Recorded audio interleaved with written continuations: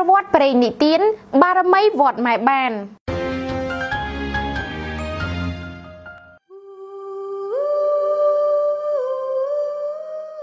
ស្ទើរតែជាទូទៅហើយឈ្មោះទីតាំងភូមិស្រុកបឹងបួរទន្លេព្រែកអូស្ទឹង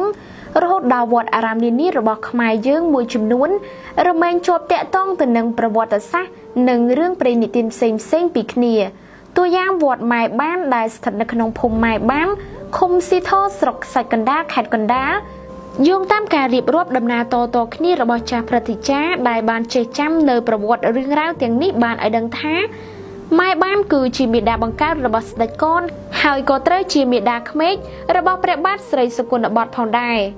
លោកយាយម៉ែបានគឺជាស្ត្រីម្នាក់ស្ថិតក្នុងអំបូរជាប់ខ្សែស្រឡាយវណ្ណៈពលព្រះដែលជាវណ្ណៈទាបជាងគេនាសម័យលង្វែកគឺមានតួនាទីនៅចាំបោសសម្អាតកុដិសាលាឆាន់ព្រះវិហារនិងទីអារាមនានា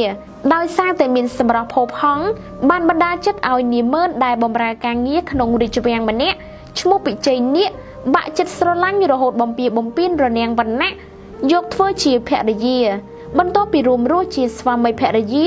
ពិជ័យនាគនិងនាងក៏បានផ្ដល់កំណើតឲ្យកូនប្រុសស្រីពីរនាក់ដោយកូនស្រីច្បងឈ្មោះកេសរបុប្ផានិងកូនប្រុសប្អូនឈ្មោះកនលុះក្រោយមកនៅពេលធំពេញវ័យនាងកេសរក៏ក្លាយទៅជាស្នំឯករបស់ស្ដេចផែនដីគឺព្រះបាទស្រីសុគន្ធបុត្រចំណែកឯនាងកនក៏បានក្លាយទៅជាមេទ័ពនាមព្រះស្ដេចកនផងដែរ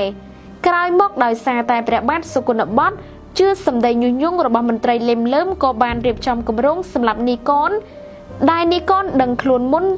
ក៏តាំងរើបំរាស់ហើយបានសម្លាប់ស្ដេចស្រីសុគន្ធបុត្រ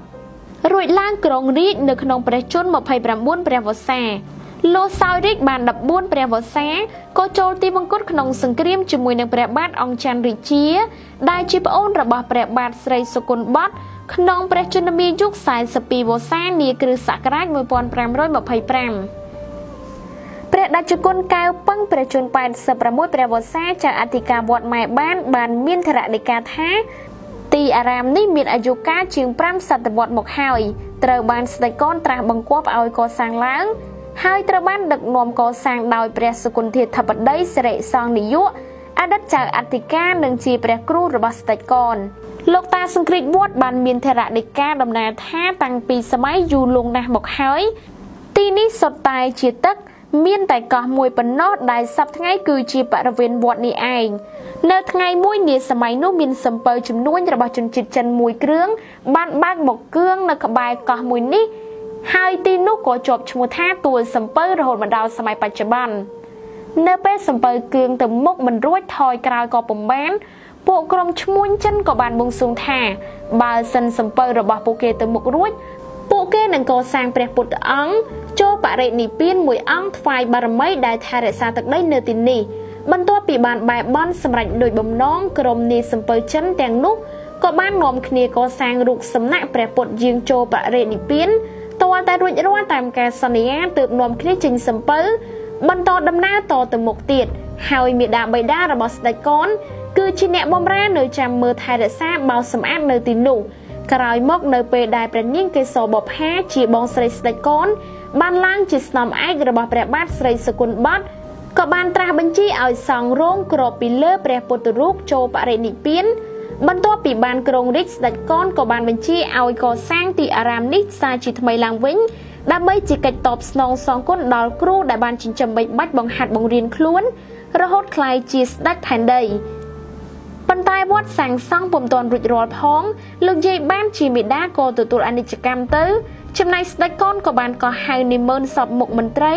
បង្គាប់ឲ្យសង់ចេតិយតម្កល់អដ្ឋកធាតុព្រះមេដានិងប្រទានឈ្មោះថាវត្តយាយបានដែលចំណេរក្រោយមកក៏បដូរទៅជាវត្តម៉ែបានជាប់ឈ្មោះរហូតមកលោកគ្រូចៅអធិការបានបន្តថាចេតិយយាយបានដែលនៅខាងក្រោយព្រះវិហារធំជាព្រះវិហារព្រះចូលនិព្វាននោះមានឫទ្ធិបារមីណាស់តែមានពុទ្ធបរិស័ទនាំគ្នាមកបន់ស្រន់សុំកូនចៅនិងបានសម្រេចបំណងគ្រប់គ្នាទៀតផងជាងនេះទៅទៀតបើនិយាយពីព្រះអង្គចូលនិព្វានវិញនោះក៏តែមានអ្នកមកបន់ស្រន់មិនដែលដាច់ដែរហើយជាពិសេសមន្ត្រីរាជការប៉ូលីសទាហានតែងតែនាំគ្នាយកក្រណាត់សមកផ្ដិតយកស្នាមក្រយ៉ាវជើងព្រះយកទៅធ្វើយ័ន្តសម្រាប់ការពារខ្លួនទៀតផងចំណែកលោកតាស៊ិនសេនវ័យ70ឆ្នាំជា ជាសមាជិកគណៈកម្មការវត្តម៉ែបានមានប្រសាសន៍ថា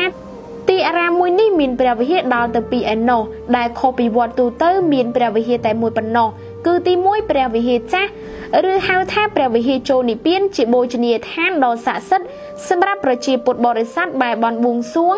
ឯព្រះវិហារទី2ហៅថាព្រះវិហារតូចសម្រាប់ព្រះសង្ឃអ្នកនមស្ការព្រះរតនត្រ័យទទួលអង្គកឋិននិងធ្វើបុណ្យទានផ្សេងពិសេសសម្រាប់ធ្វើពិធីបំបួសនាគលោកយាយទួនយិនអាយុ83ឆ្នាំជាដូនជីនៅវត្តម៉ែបានមានប្រសាសន៍ថានៅវត្តនេះនិយាយផ្ដេផ្ដាសនិងស្បត់បំពេញមិនបានឡើយជាពិសេសនៅព្រះវិហារធំនិងចេតិយនិបាន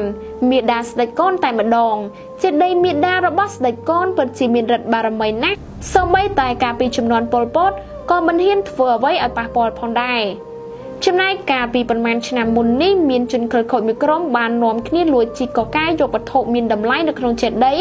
តែពួកចោរទាំងនោះក្រោយមកខ្លះក៏ឈួតខ្លះក៏ឈឺស្លាប់គ្មានសល់ម្នាក់ឡើយដោយសារចាញ់បារមីថែរក្សាចេតិយ